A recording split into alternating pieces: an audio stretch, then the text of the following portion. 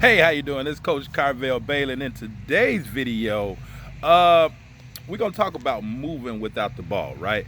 So this video was inspired by, I believe, Miss Shakita Clark and Coach Fabian Chapman, right?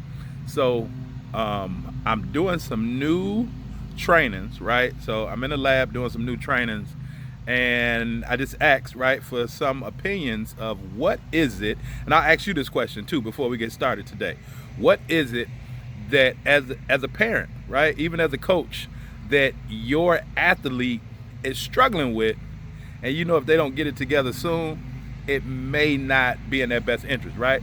So Miss Shakita Clark, I believe that's her name, and Coach Fabian Chapman, right? This one is inspired by them, right? See me rocking my Truman College shirt on today, right? Where I got my very first head college coaching job back at Truman College. We did some great things, but my players understood these three things that I'm about to share with you to be able to share with your athlete that allow for us to catch people by surprise. With only 7 people on our team that year, we were able to catch people by surprise. And they just couldn't beat what they couldn't catch, right? Literally. So this video today is talking about moving without the ball. Moving without the ball. And I can go into it, right? I'm going to probably do a longer training on this for certain parents, but I'm going to just keep it brief today, right? So I'm going to give you 3 quick points, 3 reasons why athletes should be moving without the basketball, right? They should be moving without the basketball. And here, right, I got my notes written on a note card. So I'm gonna definitely be looking at them, right? But moving without the basketball does so many things for athletes. And so let's just get into it, right? Number one, the reason why one of the main reasons why athletes should move without the basketball, why it's in their best interest, excuse me, to move without the basketball, is that it balances the court, right? Excuse me. So if you have, let's say, 4 players on the right side and 1 on the left, the court isn't balanced, right? If you have 4 people at the top, 3 people, 1 down low, the court is not balanced, right? I know a lot of people run a lot of 1-4 sets. Well, the court may not necessarily be balanced, but moving without the basketball, your athlete may have to reposition themselves to another location on the court so that they can balance the court. And now by balancing the court, they learn to keep the defense honest. So they're not just moving without the basketball for themselves, they're moving for the collective whole of the team. Because now balancing the court will now help be more productive, right? So the number one reason why athletes should be moving without the ball is really to be able to help balance the court, okay? And the second reason, right, it makes athletes hard to guard, right? Let's be honest. Let's keep it a buck. Let's keep it 100. Let's be real. Whatever terminology you want to use with this thing, let's understand this. Moving without the basketball makes players harder to guard than when they do have the basketball. Why?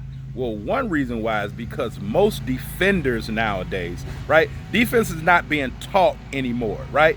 Defense is just based on athletic ability. So most athletes, most basketball players nowadays only focus on playing defense on the ball. And so off the ball defense, which is really probably some of the easier defense, because now you're kind of playing a zone. It's like playing a zone versus a man-to-man, right? I don't want to go over your head with that.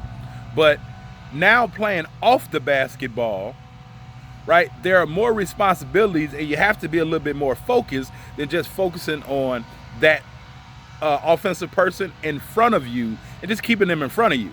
So if athletes move without the basketball, it makes them harder to guard, really, if nothing else, because most defenders aren't very good off the ball defenders. They're not very good off the ball defenders. So when you move without the basketball, it makes you harder to guard because now that player has lost sight of you. They've lost you. Now, right? Watch this. Moving without the basketball makes you harder to guard, but it also now goes back to point one. It balances the court, and oftentimes it will put you in the gap of the defense, right? It'll put you in the gap of the defense. So the third point, and I'm looking at my notes, right? But this is the point why everybody should be moving without the basketball. It helps you score more, right? I'm not sure if you or your athlete, you're probably familiar, but get your athlete familiar with players like Reggie Miller, Ray Allen, right? Richard Hamilton.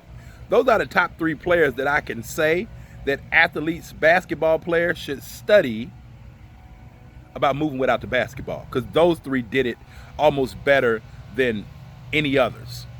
Move without the basketball, now you will score more points because I just said athletes aren't great off-ball defenders. So if you move without the basketball and now you're harder to guard, it's going to allow for your athlete to be open, especially when they can get into the teeth of the defense, or they can get into the gap of the defense, right? Or they can get to their sweet spot by literally moving without the ball.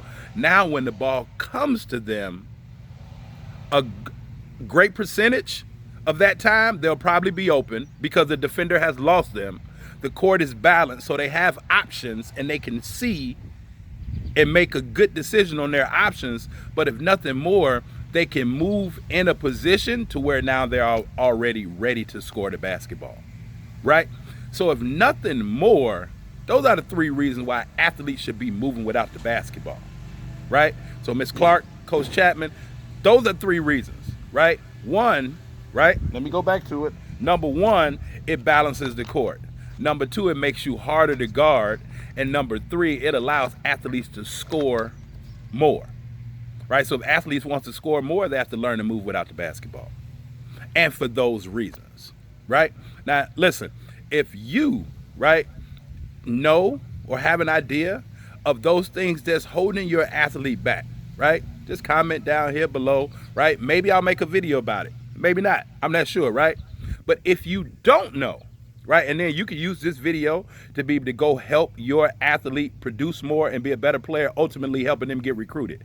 But if you really don't know what your athlete is struggling with, right, then you probably definitely should ask those questions. Ask your athletes those questions to find out what they're struggling with, so that then you can know what they need to improve.